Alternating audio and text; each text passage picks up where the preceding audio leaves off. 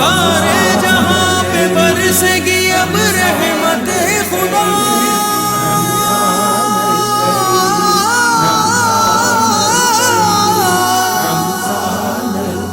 مقبول ہوگی مانگنے والوں کی ہر دعا، رمضان الکریم۔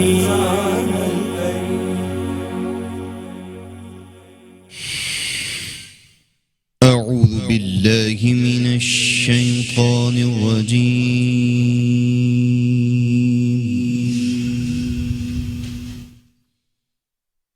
بسم اللہ الرحمن الرحیم۔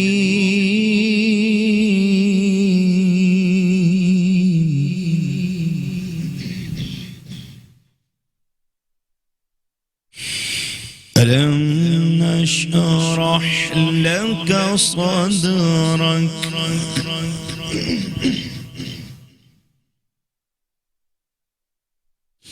ووضعنا عنك وزرك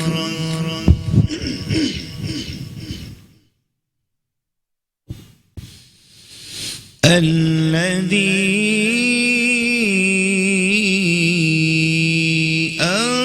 أنقض ظهرك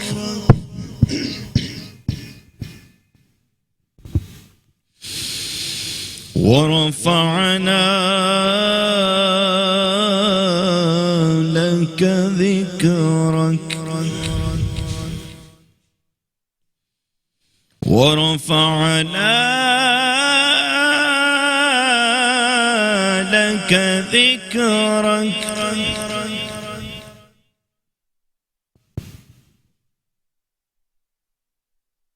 ألم نشرح لك صدرك ووضعنا عنك وزرك الذي أنقض ظهرك ورفعنا لك ذكرك ورفعنا لك ذكرك ورفعنا لك ذكرك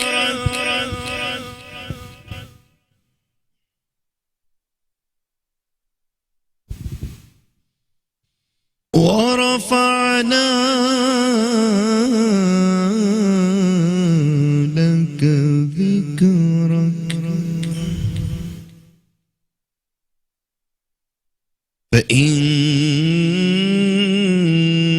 مع العسر يسرا إن مع العسر يسرا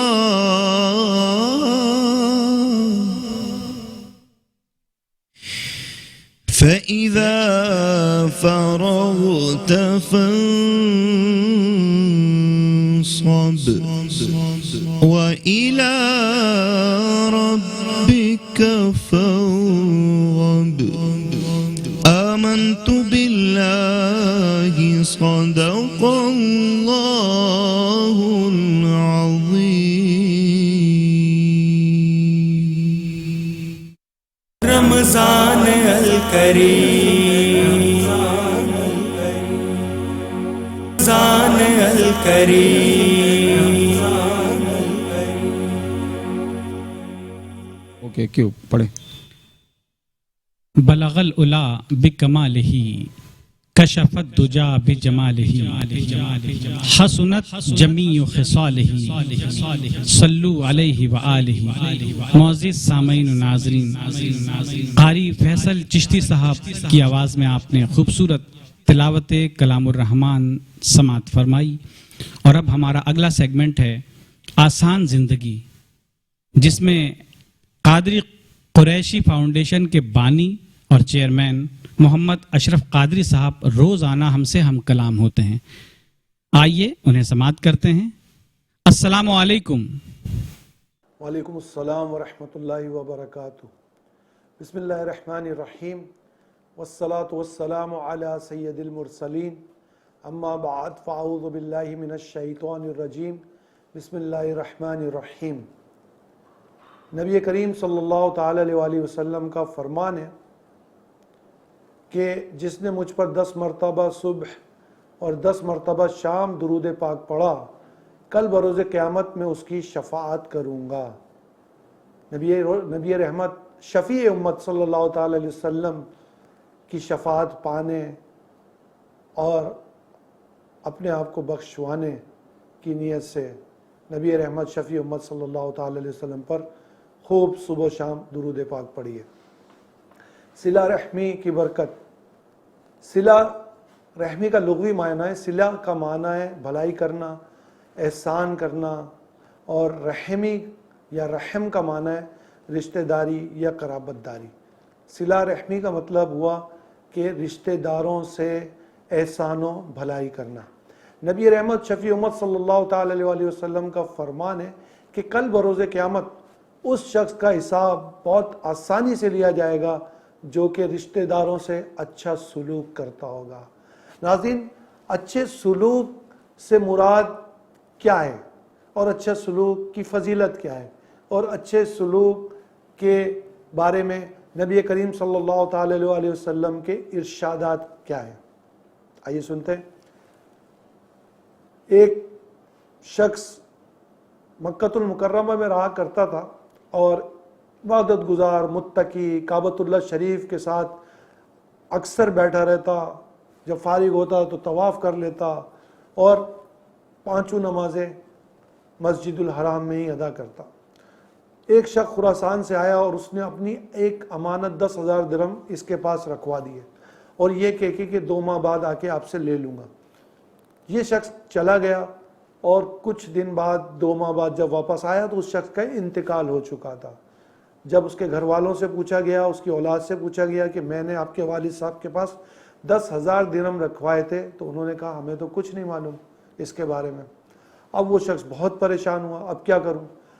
اب وہ وہاں کے جو نیک لوگ تھے ان کے پاس گیا کہ میں نے، آپ فلاں شخص کو جانتے ہو؟ انہوں نے کہا بالکل جانتے ہیں، میں 10,000 درہم رکھوا کے گیا تھا، اس شخص کا انتقال ہو گیا، اب میں اسے کہاں ڈھونڈوں؟ انہوں نے کہا کہ آپ زمزم کے کنویں پر تشریف لے جائیں اور اس کا نام لے کر اسے پکاریں تو انشاءاللہ آپ کو ضرور جواب مل جائے گا۔ وہ شخص گیا زمزم کے کنویں پر اور 3 دفعہ اس کا نام لے کے پکارا لیکن کوئی جواب حاصل نہیں ہوا۔ اب یہ شخص مزید پریشان ہوا اور واپس دوبارہ ان لوگوں کے پاس آیا جنہوں نے زمزم کے کنویں کے پاس جانے کا کہا تھا۔ جب انہوں نے سنا کہ زمزم کے کنویں سے کوئی جواب نہیں آیا تو انہوں نے پڑھا انا للہ و انا الیہ راجعون۔ اب یہ شخص کو اس شخص کو اس نے کہا کہ اب آپ ایک کام کریں کہ یمن میں واقع برعوت میں ایک کنواں ہے اور آپ اس کنویں کے پاس جائیں اور وہاں جا کے اس کا نام پکاریں۔ جب وہ شخص گیا برعوت کے کنویں کے پاس، اس نے پہلے ہی دفعہ اس کا نام پکارا تو اندر سے آواز آ گئی کہ میں موجود ہوں۔ اس نے اپنی امانت کا پوچھا، اس نے بتایا کہ فلاں جگہ پر میں نے وہ امانت دفن کی ہے، وہاں سے لے لو۔ وہ بڑا حیران ہوا، اس نے پوچھا تم تو بڑے نیک شخص تھے اور عبادت گزار تھے، تم اللہ کے عذاب میں کس طرح، تم یہ ایک جہنم کے کنویں میں کس طرح یا اللہ کے عذاب میں کس طرح گرفتار ہوئے؟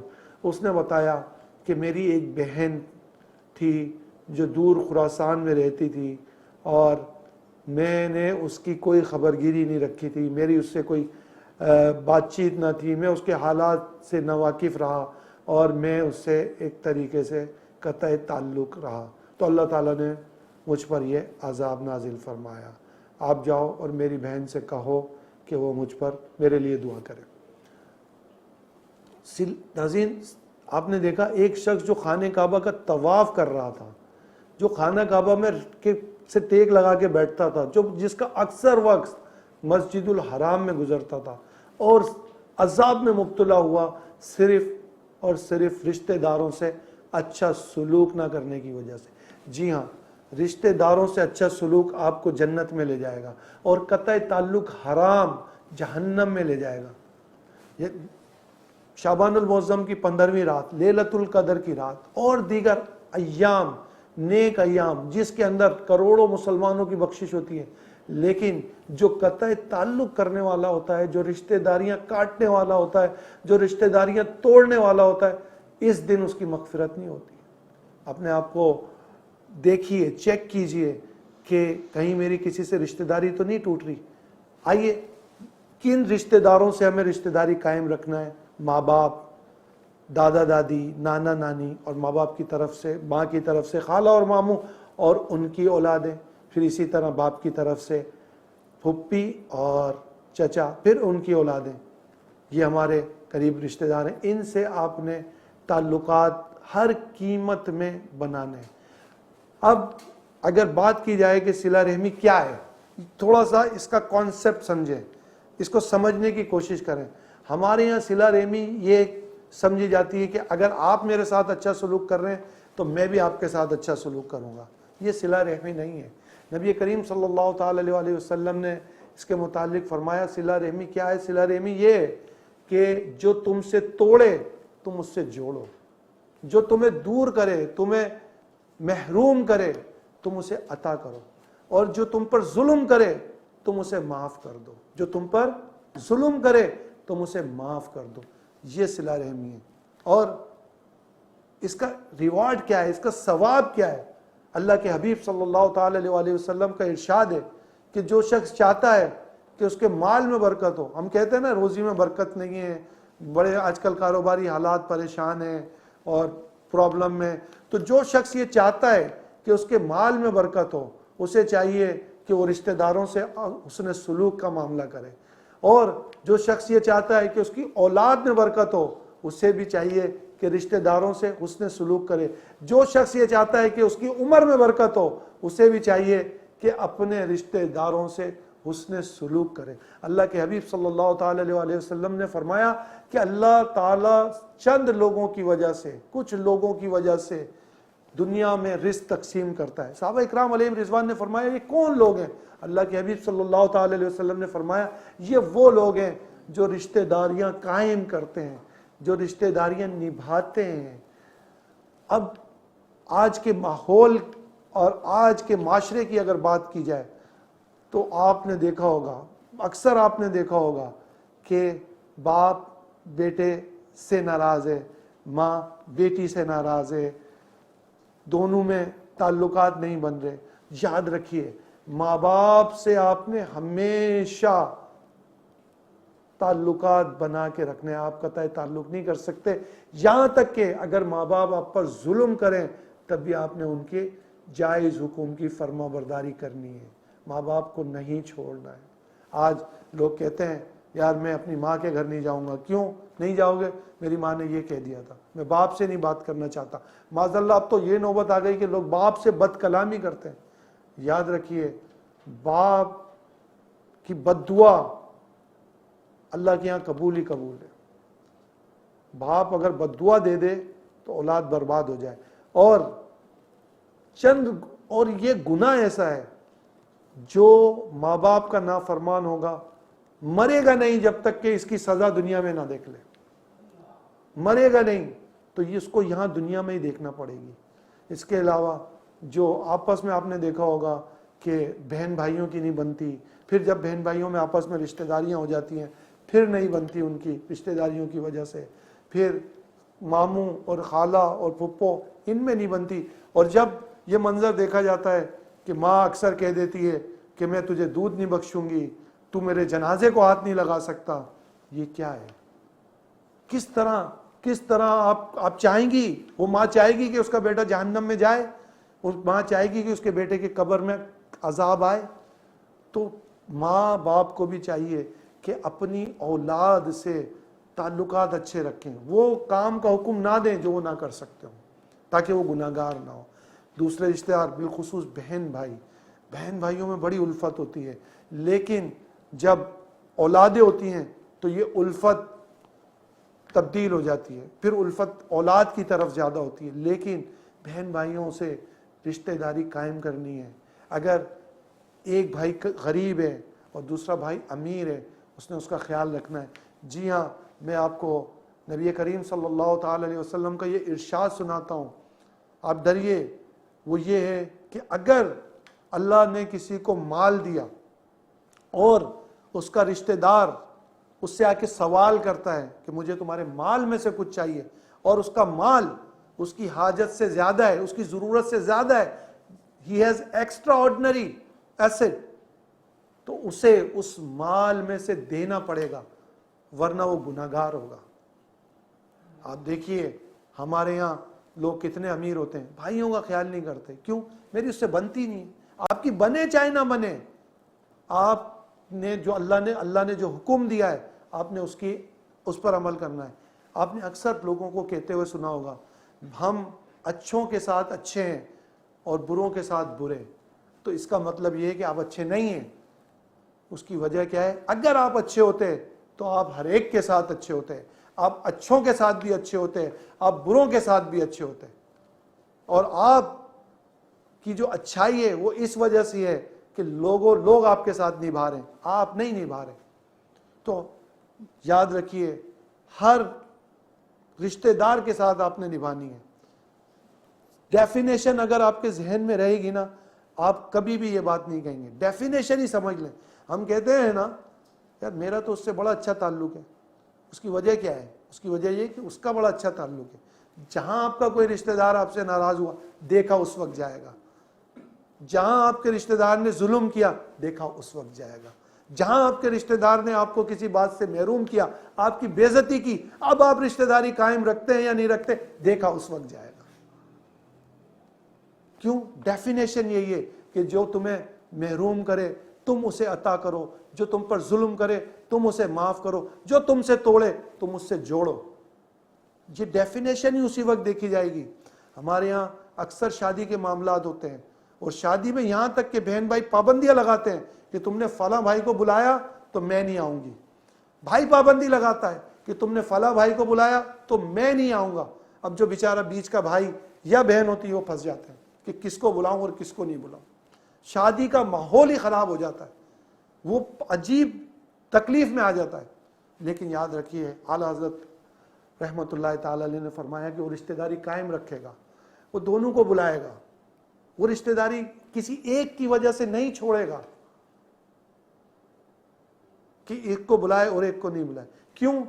رشتہ داری کاٹنا حرام ہے، اور رشتہ داری کاٹنے والا جہنم میں جائے گا۔ ابھی میں نے آپ کو ایک مثال دی، نیک اعمال اپنی جگہ، لیکن اللہ تعالیٰ کے فرمان کی اہمیت ہے۔ رشتہ داری کاٹنے والا جنت میں نہیں جائے گا۔ آج آپ کو یہ عمل بھاری لگتا ہے، یہ عمل بہت مشکل لگتا ہے، یہ تو بہت غریب آدمی ہے، میں کیسے اس سے معافی مانگوں، یہ تو میرے چاچا کا لڑکا ہے، یہ تو میرے ماموں کا لڑکا ہے، یہ تو بہت غریب آدمی ہے، میں معافی نہیں مانگتا۔ آج مانگ لیجئے، ورنہ کل بہت تکلیف ہوگی۔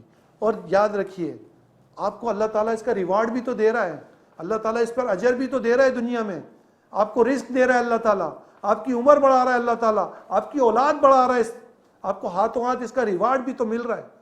اور کل بروز قیامت ایک بہت بڑا ریوارڈ آپ کو ملتا ہے، ایک بہت بڑا ثواب آپ کو ملتا ہے کہ آپ کا حساب بہت آسانی سے لیا جائے گا۔ آج معاشرے میں آپ دیکھیں، ہر گھر میں آپ یہ دیکھیں یہ معاملات چل رہے ہیں، ایک دوسرے سے ناچاکیاں ہیں، کہیں جائیداد کے معاملے میں ناچاکیاں ہیں کہ بھائی اس نے اس کا حصہ لے لیا، تو کہیں رشتہ داریوں میں آپس میں کسی نے کوئی بات کہہ دی تو اس کی وجہ سے ناراضگی ہے، کسی کی بیٹی کسی نے کسی کو دی تھی تو اس کی وجہ سے ناراضگی ہے، کہیں کسی دعوت میں چلے گئے تھے تو کسی نے کچھ بول دیا تو اس کی وجہ سے ناراضگی ہے، ناراضگیاں پال رکھی ہیں ہم نے آپس میں۔ تو وہ جو بات ہے، جو ڈیفینیشن ہے کہ جو تمہیں دور کرے تم اسے عطا کرو، وہ جب ہی پوری ہوگی کہ جو رشتہ دار آپ کے ساتھ برا سلوک کرتا ہے آپ نے اس کے ساتھ اچھا سلوک کرنا ہے، آپ نے توڑنا نہیں ہے۔ دیکھیں جوڑنا جبھی ہوگا جو آپ سے توڑ رہا ہے آپ اس کے ساتھ جوڑیں، آپ آج جھک جائیں۔ لوگ کہتے ہیں نا یار میں کیسے جھک جاؤں، میرا تو کوئی قصور ہی نہیں ہے۔ میں آپ کو دو حدیثیں سناتا ہوں اس میں۔ جو اللہ تعالیٰ کی خاطر عاجزی اختیار کرے گا اللہ تعالیٰ اسے بلندی عطا فرمائے گا۔ نمبر 2 ایک بہت پیاری حدیث ہے، جو حق پہ ہونے کے باوجود لوگ کہتے ہیں نا یار میں حق پہ ہوں, میری تو کوئی غلطی بھی نہیں ہے, دیکھو اس نے مجھے ڈانٹا, مجھے گالیاں دی, اور آج تم مجھے ہی کہہ رہے ہو معافی مانگو. اب میں آپ کو سناتا ہوں. نبی کریم صلی اللہ تعالی علیہ وسلم کا فرمان ہے کہ جو شخص حق پہ ہونے کے باوجود جھگڑے کو ترک کر دے, اللہ تعالیٰ اسے جنت عطا فرمائے گا. تو آپ جھگڑے کو ترک کر دیں, آپ کا قصور نہیں ہے, پھر بھی آپ معافی مانگ لیں, اللہ آپ کو جنت عطا فرمائے گا, اللہ آپ کو جنت کے اعلیٰ محلات عطا فرمائے گا. بہت مشکل عمل لگتا ہے یہ, اس میں انسان کا نفس اسے منع کرتا ہے, شیطان اسے منع کرتا ہے کہ تو چھوٹا ہو جائے گا, تیری شان گھٹ جائے گی, لوگ کیا کہیں گے. کچھ بھی نہیں ہوگا. جو صلہ رحم ہوتا ہے لوگ اس کی عزت کرتے ہیں, معاشرے میں اس کا مقام ہوتا ہے, فرشتے اس کی عزت کرتے ہیں, اللہ کے ہاں وہ مقبول لکھا جاتا ہے, اللہ کے ہاں وہ نیک لکھا جاتا ہے. یہ شیطان کا وسوسہ ہے کہ اگر تو جھک جائے گا, تو معافی مانگ لے گا تو تیری شان میں کمی آ جائے گی. ایسا نہیں ہے, یہ شیطان کا وسوسہ ہے. اپنے چاہے وہ آپ کے چھوٹے رشتہ دار ہیں, چاہے وہ آپ کے غریب رشتہ دار ہیں, چاہے غلطی ان کی ہے, پھر بھی آپ رشتہ داری کو جوڑیں, معافی مانگ لیں, قائم رکھیں. رشتہ داری کو جوڑنے کا ایک بہت اچھا طریقہ رمضان المبارک میں یہ ہے کہ تحفے تحائف دیے جائیں. نبی کریم صلی اللہ تعالی علیہ وسلم کی سنت مبارکہ تھی کہ آپ تحفے دیا کرتے تھے. رمضان کا مہینہ ہے, کھجور کا تحفہ بھیج دیں, کپڑوں کا تحفہ بھیج دیں, اس سے محبتیں بڑھتی ہیں. یا جو آپ رشتہ داروں کو ملانے, آج مصروف ترین لوگ ہیں, آپ نہیں جا سکتے, واٹس ایپ پہ میسیج بھیج دیں, کوئی بھی تحفہ بھیج دیں. اگر آپ کے ذہن میں یہ ڈیفینیشن رہے گی تو انشاءاللہ آپ ضرور اس پر عمل کریں گے. اللہ عمل کی توفیق عطا فرمائے. ناظرین, آج ہم آپ کو بتائیں گے ایک سنت اور ایک وظیفہ. وظیفہ یا سلامو, جو کوئی 111 مرتبہ پڑھے گا, پڑھ کر بیمار پر دم کر دے, انشاءاللہ وہ صحت مند ہو جائے گا. اور طریقہ یہ ہے کہ نبی کریم صلی اللہ تعالی علیہ وآلہ وسلم ہمیشہ مسواک کا استعمال کیا کرتے تھے. رمضان المبارک کا مہینہ ہے, آپ بھی مسواک کا استعمال کریں. رمضان الکریم.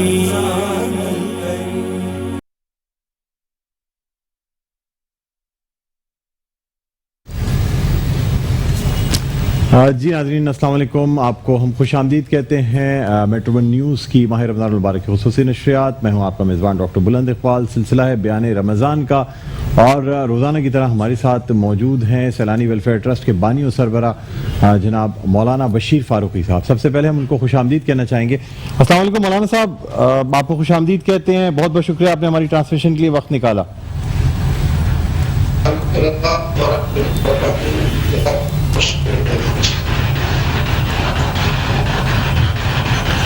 جی اب مولانا صاحب, ابتدا میں اب آپ سے کچھ تھوڑی سی بات کرنا چاہیں گے, جاننا چاہیں گے کہ رمضان المبارک ہم سے رخصت ہو رہا ہے, آخری عشرہ, جہنم کی آگ سے نجات کا عشرہ, کیا فرمائیں گے سر؟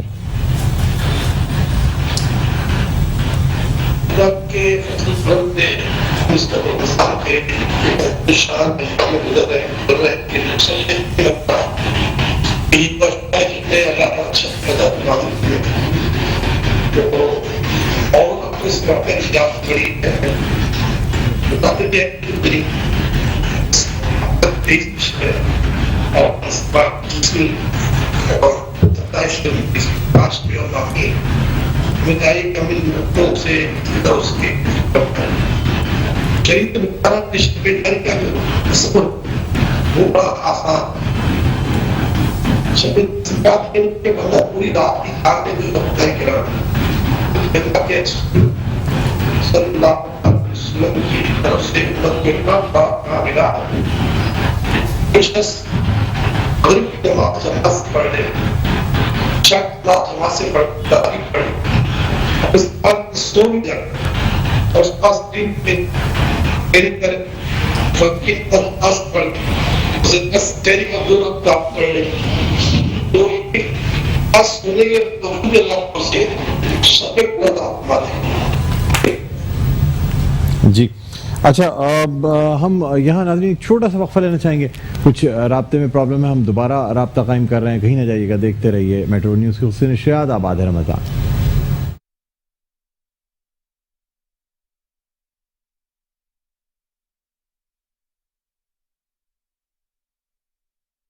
جی ناظرین ویلکم بیک. ایک بار پھر آپ کو خوش آمدید کہتے ہیں. مولانا صاحب سے ہمارا رابطہ بحال ہو گیا ہے. جی مولانا صاحب دوبارہ فرما دیجیے گا. سر رابطہ منقطع ہو گیا تو اس لیے آپ کو صحیح سن نہیں پائے. بسم اللہ الرحمن الرحیم. رمضان المبارک کے تینوں اشرے بڑے اہم ہیں, مگر یہ اشرہ جو ہے اشرہ جہنم سے آزاد, یہ سب سے بڑھ کر اہم ہے. اس کی وجہ یہ ہے کہ اس اشرے میں اللہ تعالیٰ نے تمام پاک راتیں رکھی اور انہیں راتوں میں ہمیں شب قدر کی تلاش کی دعوت دی گئی. اچھا ایسا ہے کہ بہت سے لوگ جو ہے وہ شب قدر پانے کی تمنا تو رکھتے ہیں, مگر رات جانے ان کے لیے مبارک ہے کہ جو شب قدر کی تمنا رکھتے ہیں وہ تمنا رکھنا فرض ہے.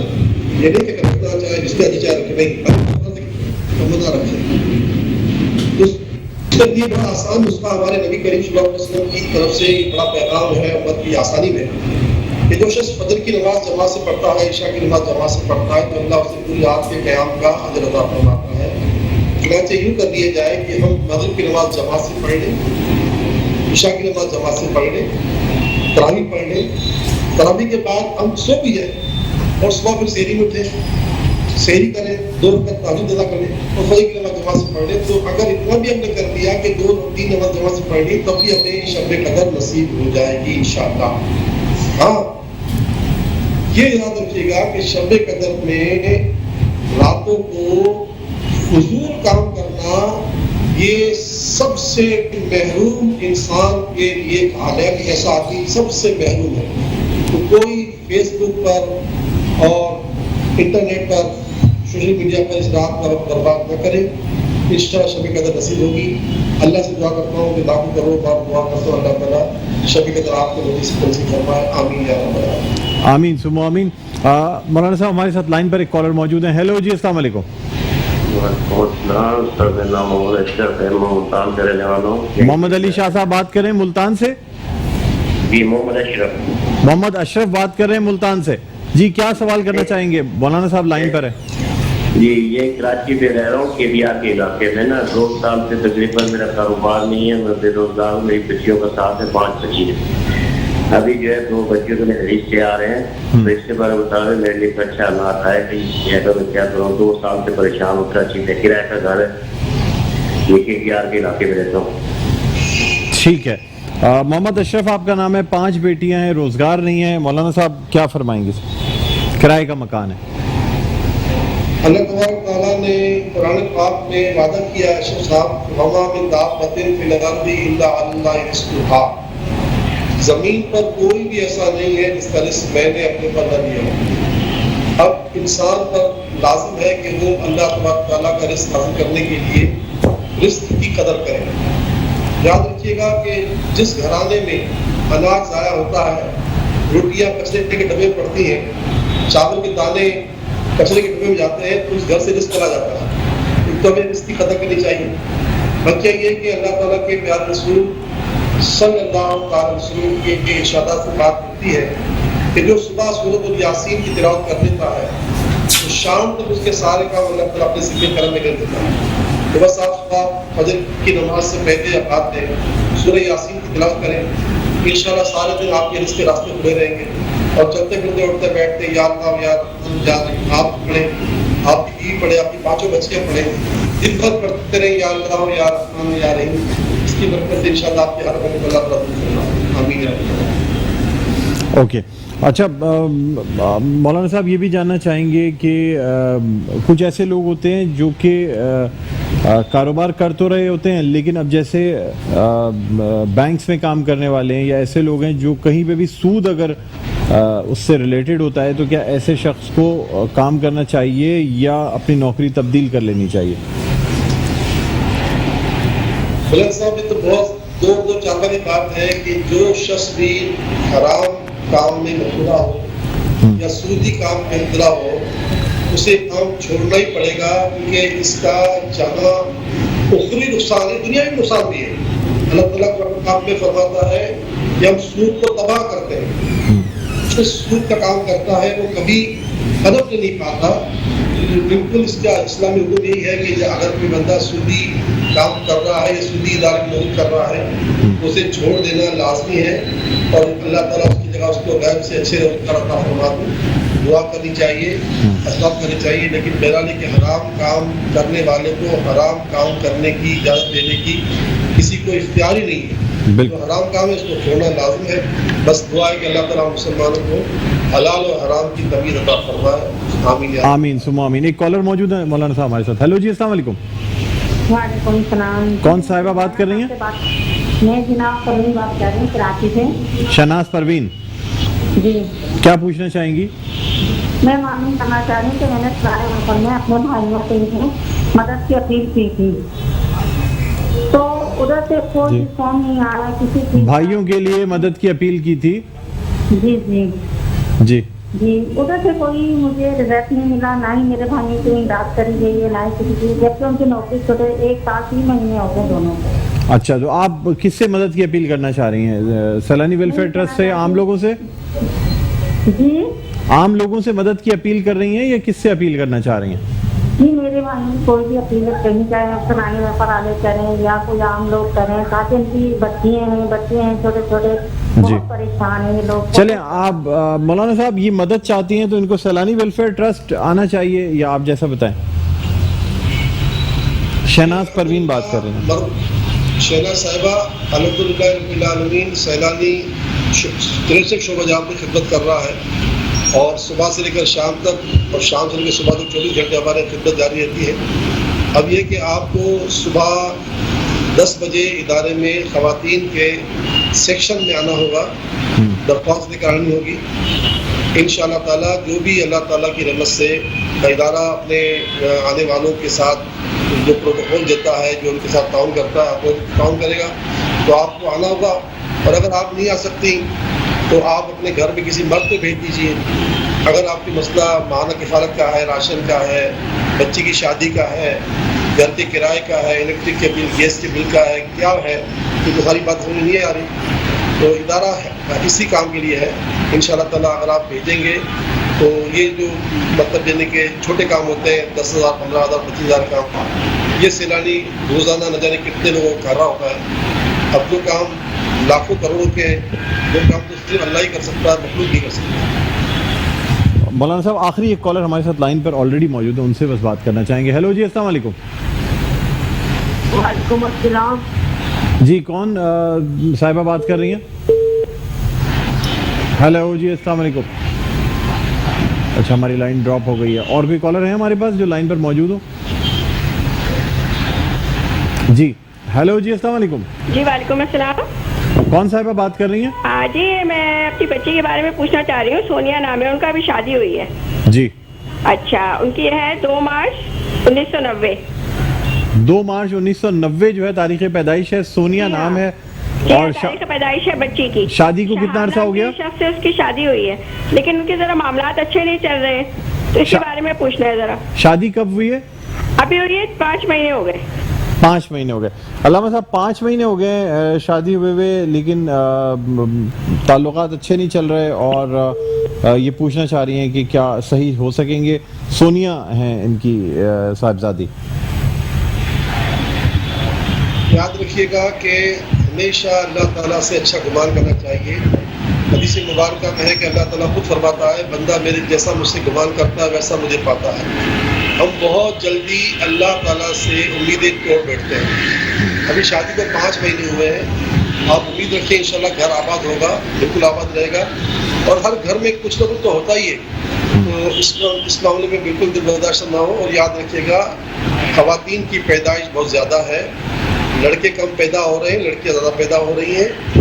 और हो ये रहा है कि अगर कोई माँ अपने बच्चे की शादी के लिए बात करती है तो 10 लड़कियों के रिश्ते दिखाई दिए जाते हैं। तो लड़कियां बहुत हैं, तो इसलिए माँ बाप को, लड़कियों के माँ बाप को चाहिए कि वो अपनी बच्चियों का ये ज़हन बनाए कि बेटा जहाँ तुम्हें भेजा जा रहा है वहाँ तुम्हें रहना है। अब तुम वहाँ से जो है ना उस वक्त निकलोगी जब तुम्हारी ज़िंदगी ख़त्म हो जाएगी।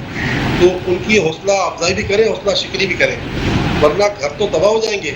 اس طرح 2-2 4-4 مہینے کے بعد بچیاں اپنے ماں باپ کے بعد آ جائیں گی، ماں باپ ان کی حوصلہ افزائی کرنا شروع کر دیں گے اور وہ ان کا ساتھ دیں گے جائز اور ناجائز پر، تو گھر تباہ ہو جائیں گے۔ بلند صاحب، میں تو ایک ایسی جگہ پر بیٹھا ہوا ہوں جی جہاں دنیا جان کے آتے ہیں، بالکل، اور وہ جو یہ پریشانی ہے، میں سمجھتا ہوں کہ بہت بڑی ضرورت اس بات کی ہے کہ ہم جو ہے مطلب اپنی بچیوں کا ذہن بنا دیں کہ بیٹیوں تم پر اللہ کی خاص رحمت ہو۔ صبر کے بارے میں اللہ تعالیٰ کا قرآن پاک میں یہ فرمان ہے، ان اللہ مع الصابرین، اللہ تعالیٰ صبر کرنے والوں کے ساتھ ہے۔ جب دنیاوی طور پہ کوئی بڑا آدمی ہمیں کہہ دیتا ہے کہ بھائی تو فکر مت کرو تمہارے ساتھ ہوں، تو ہمارا حوصلہ بلند ہو جاتا ہے۔ تو بڑا آدمی ہو سکتا ہے لیکن اللہ نہیں ہو سکتا۔ تو جب اللہ تعالیٰ نے ہمیں کہہ دیا کہ میں تمہارے ساتھ ہوں، تو پھر اللہ تعالیٰ کی مدد کیسے ہو سکتی ہے، کیسے نہیں آئے گی؟ بس یہ کہ آپ اپنی بیٹی کو کہیں کہ آپ ان کی ہمت رکھیں، یا غفور یا رحیم، یا غفور یا رحیم، یا غفور یا رحیم۔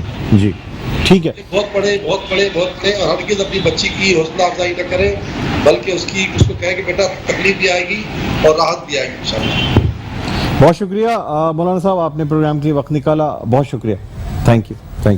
ناظرین، ایک چھوٹا سا وقفے کے بعد آپ کی خدمت میں حاضر ہوں گے، تو ہمارا پروگرام یعنی سیگمنٹ ہوگا علم و آگاہی، یہاں سے ابھی ہم اجازت چاہیں گے، علم و آگاہی میں آپ کو جوائن کرتے ہیں۔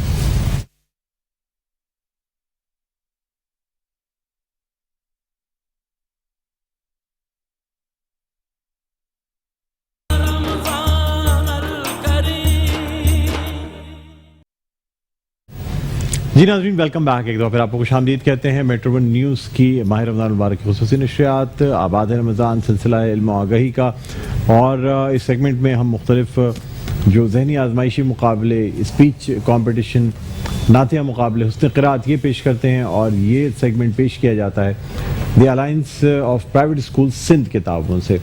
اس وقت ہمارے دو مہمانان گرامی موجود ہیں جن کا تعارف آپ سے کرانا چاہیں گے۔ پہلے میرے مہمان ہیں عبد الرحیم شہزاد صاحب، جو کہ النصر اسکولنگ سسٹم گلستان جوہر سے تعلق رکھتے ہیں اور پریزیڈنٹ ہیں گلستان جوہر سے alliance of private school Sindh کے۔ السلام علیکم، خوش آمدید کہتے ہیں آپ کو۔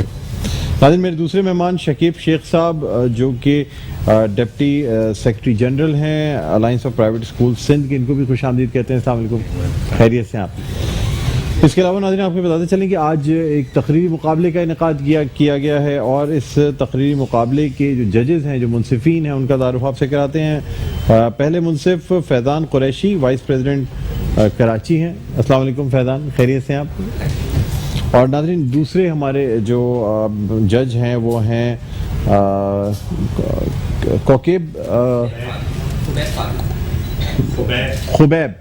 خبیب فاروقی ہمارے ساتھ موجود ہیں، ممبر ہیں alliance of private school Sindh کے۔ السلام علیکم جی، خوش آمدید کہتے ہیں خبیب صاحب آپ کو بھی جی۔ اور ناظرین، اب ہم سب سے پہلے تو مہمانوں سے بات کرنا چاہیں گے۔ یہ بتائیے گا سر کہ آپ جو alliance of private school Sindh ہے، اس کے آبجیکٹیوز کیا ہیں، کیا کام کیا جاتا ہے اس کے تحت؟ ایکچولی ہمارا ایک مقصد یہ ہے کہ جو پرائیویٹ اسکولز ہیں ان سے ریلیٹڈ جو مسائل ہیں ان کو ایڈریس کیا جائے، اور ایک برج کے طور پہ ہم کام کریں پیرنٹس اور اسکولنگ سسٹم کے دوران۔ اس میں ہوتا یہ ہے کہ بہت زیادہ جو ہے نا، جو کووڈ-19 پینڈیمک میں جو پرابلمس آئیں، اس میں حال یہ ہوا کہ ایک تو پاکستان ویسے ہی تعلیمی میدان میں بہت پیچھے تھا، اور یہ اس دور میں یہ ہوا ہے کہ ہمارے بچے تعلیم سے بہت زیادہ دور ہو چکے ہیں۔ اب ٹائم تو یہ ہے، بہت آسان ہوتا ہے بلیم گیمز کا اور جو ہے نا پرابلمز کا، آج یہ پرابلمز ہے وہ پرابلمز ہے، اب ہمیں جانا چاہیے سلوشنز کی طرف۔ تو الحمدللہ alliance of private school association کے تحت جتنے بھی اسکول ہیں، ہم تمام نے یہ کوشش کی ہے کہ آن لائن سسٹم میں جو بھی موڈز جو ہے نا ہمارے پاس اس وقت چل رہے ہیں، ویب سائٹس ہیں، ہمارے جو نا زوم کلاسز ہیں، ہمارے واٹس ایپ ہیں، یہ سب کے اوپر ہم لوگ کام کر رہے ہیں تاکہ بچوں کو ذرا قریب کیا جا سکے۔ رائٹ جی، آپ کیا کہتے ہیں شکیب صاحب کہ alliance of private school Sindh جو ہے، اس کا فوکس کن چیزوں پہ ہے آج کل؟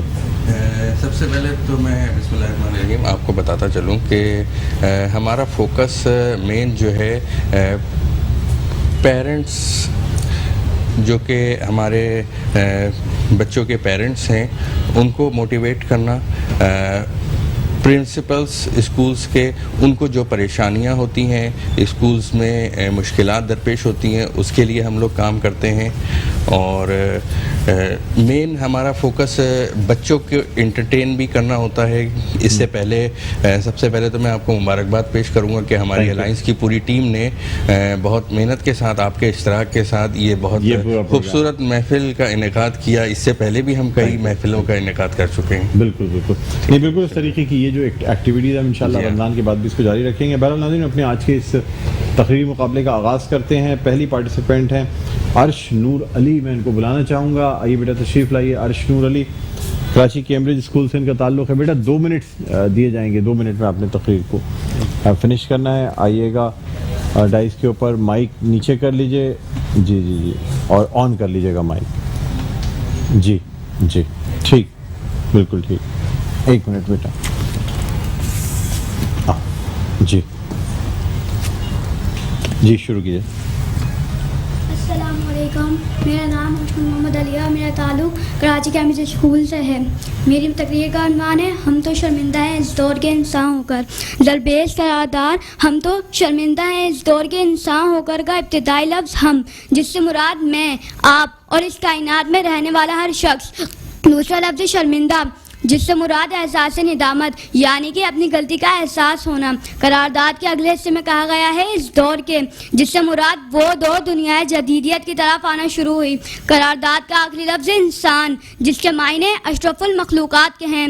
जनाब वाला, अगर इस करारदाद का सियासी तौर पर जायज़ा लिया जाए तो पहले सियासतदान अवाम के हुकूक के लिए काम करते थे, लेकिन दौर हाजिर में अवाम को कशकोल थामने पर मजबूर कर देते हैं।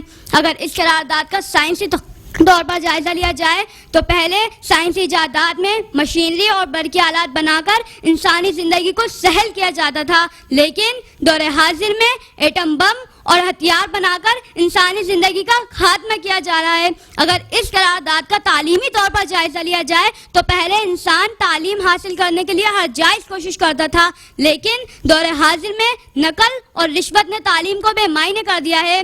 इसी तरह सियासी, साइंसी और तालीमी एतबार से ये करारदाद मंजूर हुई। जनाब वाला, इस करारदाद की मुखालिफत कुछ कहना गोया अपने ज़मीर को मार देने के मुतरादिफ है, क्योंकि जब नन्ही निशवा, रज़िया और असवद को इस दौर का इंसान अपनी लापरवाही की भीड़ चढ़ाकर मौत के घाट उतार देता है, जब इस दौर का इंसान कश्मीर, फलस्तीन और बर्मा में होने वाले जुल्म पर खामोश तमाशाई बना रहता है, जब इस दौर का इंसान गिरजाघरों पर हमला करता है, तो फिर मैं ये कहने पर हक बजानिब हूँ कि हाँ, हम तो शर्मिंदा हैं इस दौर के इंसान होकर, हम तो शर्मिंदा हैं इस दौर के इंसान होकर। सदर अली वक़ार, मैं अपनी मुखालिफत के आखिर में मैं अपनी मुखालिफत को समेटते हुए मैं अपने मुखालिफिन से सिर्फ इतना कहना चाहूँगी कि सानिया सहवाल में उन नौमौलूद बच्चों की चीखें सुनने के बाद, सानिया मॉडल टाउन में उन लोगों की आहें सुनने के बाद, सानिया पिशावर में उन वालिदैन की सिस्कियाँ सुनने के बाद, सानिया कोयटा में शिया बिरादरी को खून में लथपथ देखने के बाद भी अगर आप इस करारदाद की मुखालिफत करते हैं, फिर सदर अली वक़ार, इन्ना लिल्लाहि व इन्ना इलैहि राजिऊन, क्योंकि इन नौजवानों का ज़मीर दम तोड़ चुका है। आपकी समादों का बेहद शुक्रिया। बहुत शुक्रिया। ये हमारे साथ अर्श नूर बैठे तशरीफ़ रखें मौजूद थी। अब नेक्स्ट पार्टिसिपेंट जो मेरी हैं वो हैं रुबाबा अंसारी, इलाफ स्कूल से इनका ताल्लुक़ है। जी रुबाबा तशरीफ़ लें। अच्छा, एक सेकंड, हमें यहाँ पे एक स्टैंड और रखना पड़ेगा बेटा, एक सेकंड। अब आ जाओ जी। अस्सलाम वालेकुम, मेरा नाम लुबाबा है और मेरा ताल्लुक़ है इलाफ स्कूल सिस्टम से। इब्तिदा है रब्बे जलील के बाबरकत नाम से, जो दिलों के भेद खूब जानता है। झपटना पलटना पलट कर झपटना, झपटना पलटना पलट कर झपटना, लहू गर्म रखने का है एक बहाना।